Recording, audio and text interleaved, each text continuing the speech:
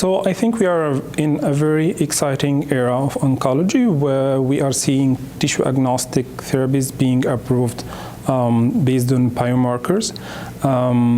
This is very important because classically we have been treating cancer based on the site and histology, but right now I think these tissue-agnostic approvals are putting more weight on the molecular profile of tumors. Right now we have 5 tissue-agnostic targets and 6 drugs approved by the FDA for patients whose tumor harbor these tissue-agnostic targets. We have TMB high tumors, deficient mismatch repair. We have NTRK fusions, RET fusions, and BRAF V600E mutations.